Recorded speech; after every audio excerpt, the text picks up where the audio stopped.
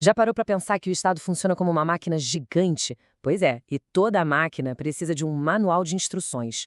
Hoje a gente vai decodificar justamente esse manual, o direito administrativo. Mas antes da gente abrir esse manual, um recado rapidinho. Esta análise foi feita com a ajuda de inteligência artificial, então é super importante que toda a informação seja checada, combinado? Agora sim, vamos lá. Olha, a gente sempre pensa no governo criando regras para todo mundo, certo? Leis, decretos. Mas e as regras para o próprio governo? Quem é que dita como ele tem que funcionar? É essa a grande pergunta que a gente vai desvendar hoje. E para fazer isso, nosso roteiro vai passar por 4 pontos principais. Primeiro, vamos entender o conceito. O que é isso? Depois, o objeto, ou seja, para quem e para que serve. Em seguida, as fontes, de onde saem essas regras. E, por fim, os sistemas, para saber quem dá a palavra final quando dá problema. Bom, vamos começar pelo começo, né? Afinal, o que é, na prática, o direito administrativo?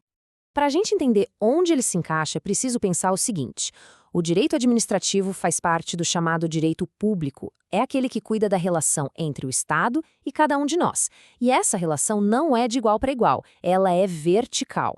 O Estado tem certas prerrogativas, certos poderes, porque ele representa o interesse de todo mundo. É bem diferente do direito privado, onde as pessoas negociam em pé de igualdade. Então, resumindo, o foco aqui não é um contrato de aluguel entre duas pessoas. O direito administrativo é o que organiza a máquina pública inteira.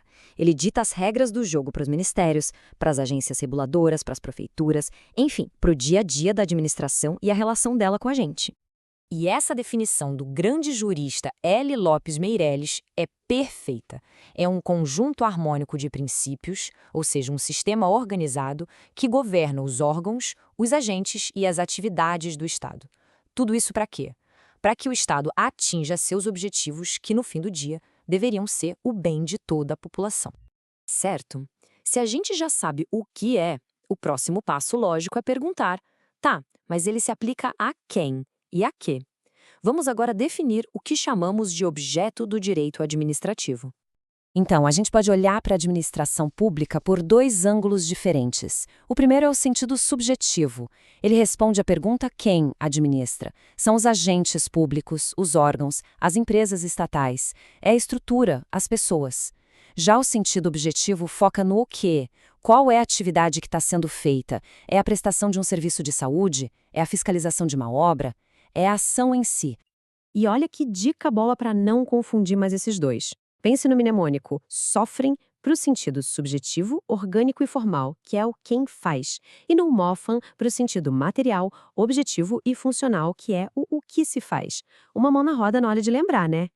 E essas atividades, o que se faz, podem ser agrupadas em 4 grandes áreas que formam outro mnemônico. FISP. Temos o fomento, que é o Estado incentivando a iniciativa privada, a intervenção, que é o Estado regulando e fiscalizando a economia, o serviço público, que é o mais óbvio, como saúde e educação, e a polícia administrativa, que é o poder de impor limites em nome do bem comum, como a vigilância sanitária.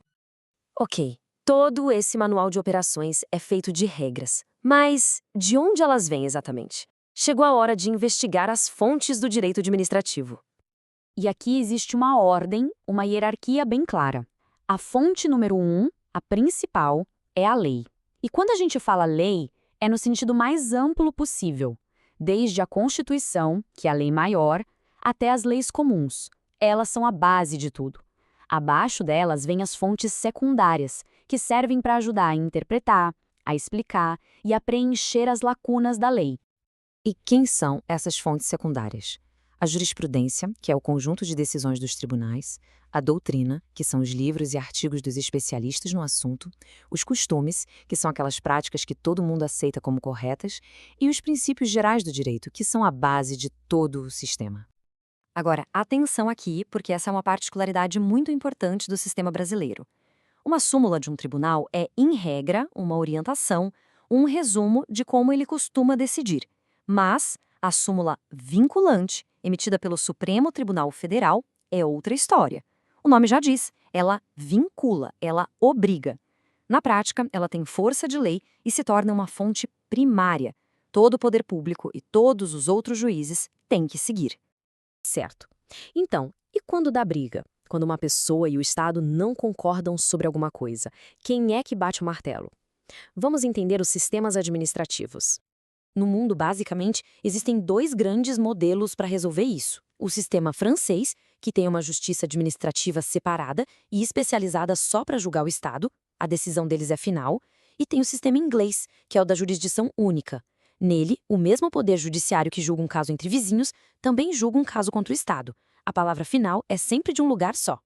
E qual desses o Brasil seguiu? O nosso sistema é o inglês, o da jurisdição única. Isso quer dizer que, por mais que exista um processo administrativo, a palavra final sobre qualquer lesão ou ameaça de direito pode sempre ser dada pelo Poder Judiciário. Isso não é uma escolha qualquer. Está escrito com todas as letras na nossa Constituição. É o chamado princípio da inafastabilidade da jurisdição. Basicamente, as portas do judiciário estão sempre abertas para todo mundo, inclusive para questionar os atos do próprio Estado. Ok, depois de tudo isso, a gente chega na pergunta mais importante. Por que, afinal, saber sobre isso é relevante para a nossa vida?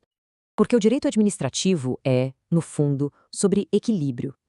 Ele é a ferramenta que dá ao Estado o poder necessário para construir escolas, hospitais e garantir a segurança. Mas, ao mesmo tempo, ele cria limites e controles para que esse poder não seja usado de forma abusiva contra as pessoas. É uma balança delicada. E isso nos deixa com uma reflexão. O mundo não para de mudar. E as regras que governam o governo, elas também precisam evoluir. Como a gente garante que essa balança entre um Estado eficiente e a liberdade de cada um continue sempre equilibrada? Essa é uma discussão permanente e que, na verdade, define o tipo de sociedade que a gente quer ser.